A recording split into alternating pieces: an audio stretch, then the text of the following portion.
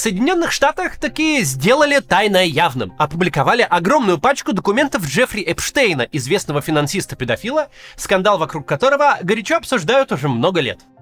Сам Эпштейн умер в тюрьме в 2019-м, но слухи и дискуссии о его преступлениях стали огромной головной болью для президента Дональда Трампа и других представителей американской элиты, которые, как оказалось, с ним связаны. И вот вчера Министерство юстиции выложило огромную финальную пачку документов, в которых засветились неприятные детали про кучу людей. Про Трампа, про его министров, миллиардеров Илона Маска и Билла Гейтса и многих других. Сегодня посмотрим, что там за документы и будут ли у публикации последствия, юридические или политические. Только перед тем, как начнем, напомню. У нас в магазине продаются две моих книги. Во-первых, «История новой России». Это давно выпущенная книга про Россию с 1985 по 2011 год. Она с красивыми иллюстрациями, может понравиться и взрослым читателям, и более молодым. Ее можно купить. А еще первый том нашего трехтомника о Второй мировой войне. Мы его сделали на основе роликов на Ютубе, которые у меня выходили. И тоже постарались сделать в таком же формате, с красивыми иллюстрациями. Рассказали все, как было, так как мы и делали в нашей серии. В общем, покупайте две этих книги. Начнем.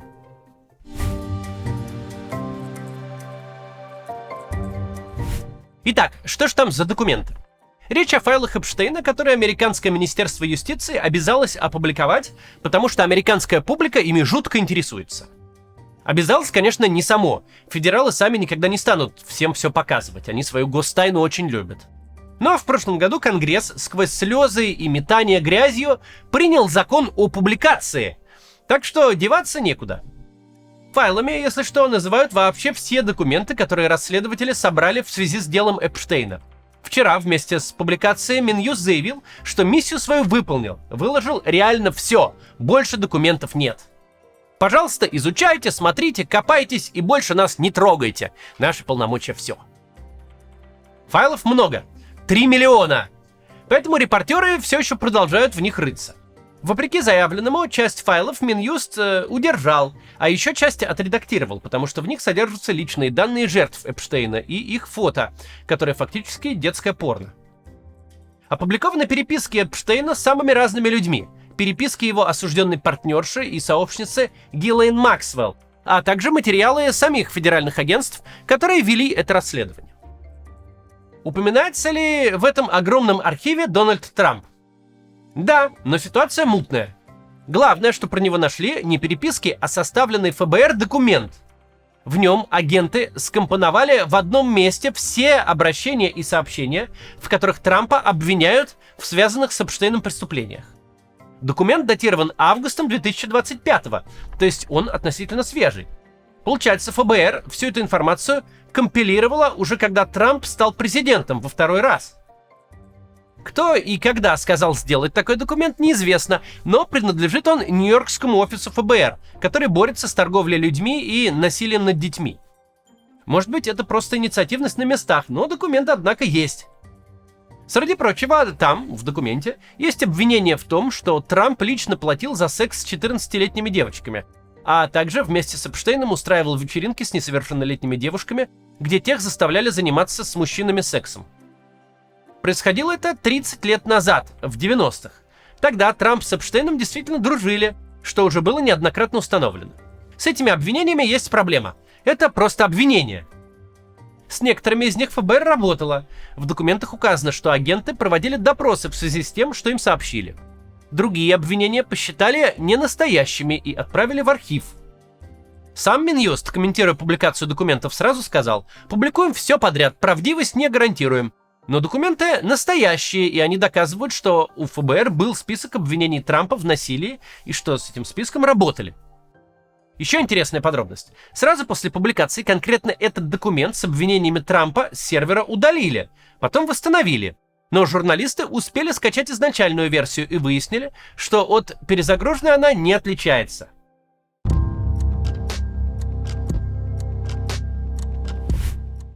Теперь поговорим про другие документы.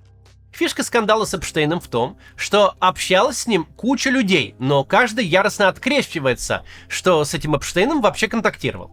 Какой, мол, Джеффри, вы чего? Я его только в новостях видел, никогда с ним не разговаривал и вообще уволился 2 недели назад. Вот давайте посмотрим, кто именно там никакого Эпштейна никогда не знал. Начнем с Илона Маска. Он последние годы всегда в центре скандалов, особенно в прошлом году, когда работал в администрации Трампа и пытался порезать госрасходы, поломав в процессе федеральное правительство. За что Маска народ сильно не взлюбил и бросился устанавливать, дружил ли тот с Эпштейном или нет. Маск же заявлял, что Эпштейн извращенец, что тот, мол, предлагал ему прилететь на частный остров, а Маск, мол, отказывался. Так вот, все было ровно наоборот. В новых опубликованных файлах есть переписка Маска с Эпштейном, где именно Маск несколько раз предлагает Эпштейну встретиться на его острове. Один раз Эпштейн слился, второй непонятно, но намерение со стороны Маска точно было. И визит планировался не деловой, а дружеский. Маск брал с собой свою тогдашнюю жену, Талулу, и спрашивал Эпштейна, в чьем там клубе лучшие тусовки около его острова. Помимо этого, Маск и Эпштейн договаривались пообедать в офисе компании Маска SpaceX. Эпштейн также поздравлял миллиардера с успешными запусками ракет. Это особенно забавно, если вспомнить, как прошлым летом Маск сам кидался в других обвинениями насчет Эпштейна. Когда он публично поругался с Трампом и президент отправил Маска домой из своей администрации, тот запостил 1000 твитов. Трамп, дескать, дружбан Эпштейна, и в файлах его имя точно есть. Теперь оказывается, что в файлах есть оба, и дружили с ним тоже оба. Вот и компромиссное разрешение конфликта. Кто еще есть в файлах? Скажем после небольшой рекламы. Недавно популярная британская платежная система Wise решила заблокировать счета граждан России и Беларуси, если те не предоставят ВНЖ или гражданство в стране Евросоюза. Вообще, подобные блокировки не редкость, и на всякий случай, если вы куда-то едете, хорошо бы иметь альтернативный счет, куда можно, если что, перебросить деньги. Например, сейчас можно совершенно бесплатно открыть международную карту от Card Club. По сути, это виртуальная карта, которую можно пополнять прямо через систему быстрых платежей. Ну или криптовалютой. Впускается она за считанные минуты. Достаточно перейти по ссылке в описании и оформить себе такую за несколько кликов. Можно сразу добавить ее в Apple Pay и в Google Pay и сделать первую покупку буквально через пару минут после того, как перейдете по ссылке. Ничего сложного. Вам не нужно разбираться в разных системах и криптовалютах, чтобы оформить карту и ею пользоваться. Интерфейс сайта интуитивно понятен. Кстати, помимо сайта, оформить карту можно и через приложение в Telegram. Даже если у вас уже есть зарубежная карта, будет не лишним оформить еще одну для подстраховки. Ситуации бывают разные, поэтому лучше иметь несколько счетов, а с карты Card Club вы легко сможете расплачиваться криптовалютой, как обычными деньгами. Ну или выводить деньги с российских счетов на международную карту и тратить их за границей. Комиссии прозрачные, вы можете посмотреть их на сайте. Открытие карты сейчас совершенно бесплатно, но это временно. Так что оформите себе карту прямо сейчас, это быстро и ничего не стоит, а потом может пригодиться. Ссылка в описании. Продолжаем. Мы говорили о том, что и Трамп, и Маск в файлах Эпштейна есть. Кто еще там есть? Основатель Microsoft Билл Гейтс. Этот вообще особо никогда в скандалах замечен не был. Выглядел всегда как скромный гик. Свои баснословные деньги тратил на благотворительность и так далее. Но оказалось, что все не так просто. В заметках Эпштейна и его неотправленных письмах журналисты нашли информацию о том, что Гейтс изменял своей жене Мелинде и попал в передрягу. Эпштейн пишет, что помогал Гейтсу найти женатых любовниц, а также лекарства от ЗППП, которые тот подцепил от неких русских девушек. Гейтс не отрицал, что общался с Эпштейном, но говорил, что ни в каких его нелегальных историях не участвовал. Сам Эпштейн был членом благотворительного фонда Гейтса, но в имейлах 2013-го писал, что ввязался в крупный спор между Гейтсом и его женой и в итоге из фонда ушел. Упомянуты в файлах и министры администрации Трампа. Действующий министр торговли Говард Лютник в 2012-м, оказывается, всерьез планировал приехать на остров Эпштейна. То есть уже намного позже, чем Эпштейна впервые осудили за детскую проституцию. Судя по переписке между Лютником и помощником Эпштейна, до острова министр добрался. Сам же Лютник много раз говорил, что с Эпштейном порвал и на острове не был, но, судя по опубликованным письмам, похоже, что врал. Естественно, журналисты из New York Times вчера позвонили министру и спросили, что там как. Тот ответил, что ничего не знает и никакие файлы не смотрел, no comments.